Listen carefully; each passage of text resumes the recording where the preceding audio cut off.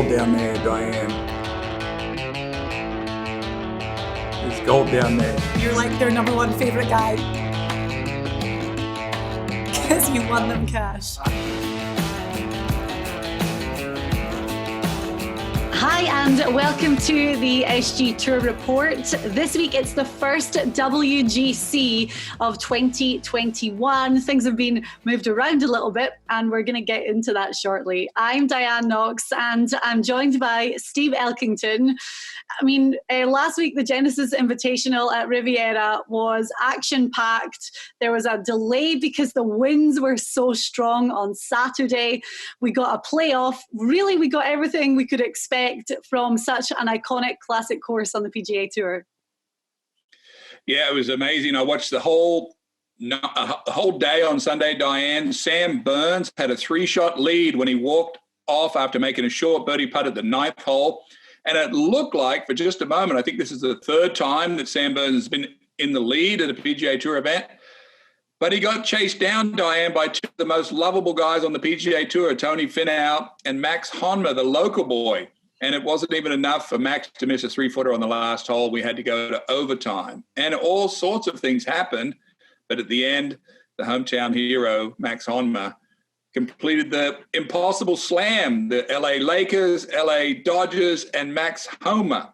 The thing is that when he spoke afterwards, you could see that, it just meant so much to him. It was a second victory on the PGA Tour. He'd won at Quail Hollow for the Wells Fargo. So you knew right away, this guy's not scared of big courses. He actually said that he finds the tougher courses suit his game better. As you said, he's a Cali guy. And for the whole West Coast swing, he's been in contention at some point. He's been on our radar for weeks now. We actually had him as a sizzler for the Genesis Invitational.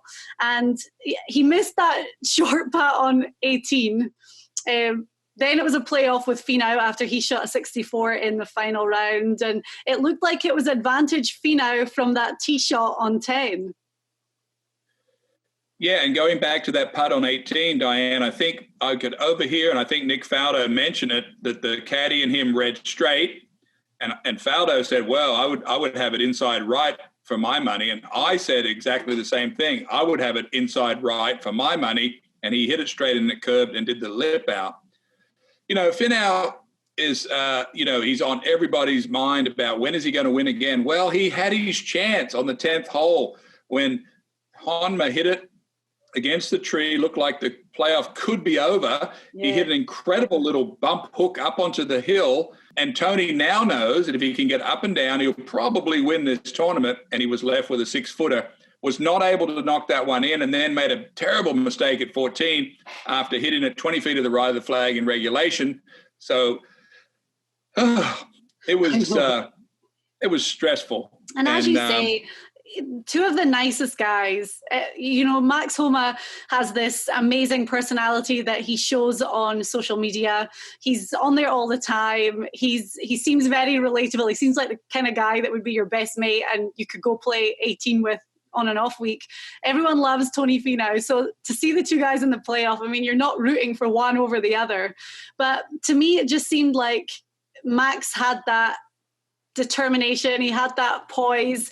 When Finau missed the putt on the first playoff hole, he didn't strike that ball confidently, even though, as you say, it was a 6-foot putt.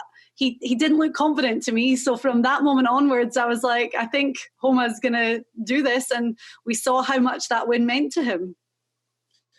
We did. And I listened to Tony Finau's interview after, and he was very positive about his 64. I know what it's like to shoot a 64 on the last round of Riviera. I was also in the playoff after I shot a 64, but Finau has changed his putting style, stands a little bit further away from the ball. He's got to be pretty excited about putting that well on that course.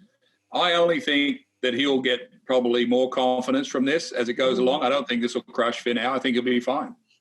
Jordan Spieth, we had him as our fizzler on the show last week because he'd been in contention come Sunday for the Waste Management Phoenix Open, then the AT&T at Pebble Beach, and couldn't convert either to a win.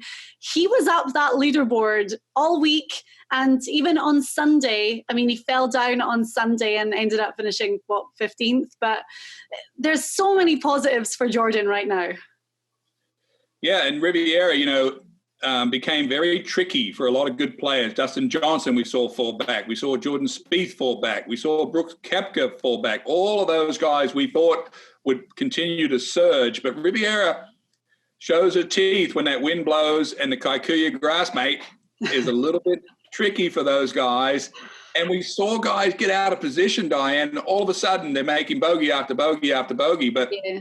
Max Homa, who's been on his dad's shoulders since he was 2 years old, going to the LA Open for all those years, can you imagine how thrilled it must have been for him to think about, I remember going to the Australian Open when I was a kid and seeing all those great Americans come over, Jack Nicklaus and all of these players. Imagine winning that tournament for him. What a thrill. And you talk about some of the bigger names struggling. You look at Justin Thomas, Rory McIlroy, Bryson DeChambeau, who spectacularly missed the cut by a mile. I mean, Justin Thomas was near the very bottom of the leaderboard at the end of Friday. Obviously, there's some stuff going on in his personal life right now, and maybe his head wasn't 100% in the game, but he's back for the WGC this week. And we always talk about the fact that Justin Thomas is such a fighter and he wants to win more than anyone, it seems, some weeks. So surely that would have really knocked him into the form that we're used to seeing ahead of such a big week. Well, we talked about on the show last week, Diane, about Riviera. If you don't drive the ball very well and you are forced to hit the balls into these tight corners at Riviera and you can't do it from the rough, you finish up in all kind of crazy places. Happened to Rory, Justin Thomas. Diane, I remember leaving the West Coast for 30 years on the tour. Couldn't wait to get back to the East Coast because the greens are flatter. I know where the grain is. I'm off Poana. Thank you, Lord. Get me off Poana grass because it's a specialty being able to putt on those wobbly greens. But this week at Concessions, Jack Nicklaus has a little surprise for these guys. This greens are very undulating this week, and we're going to talk about that.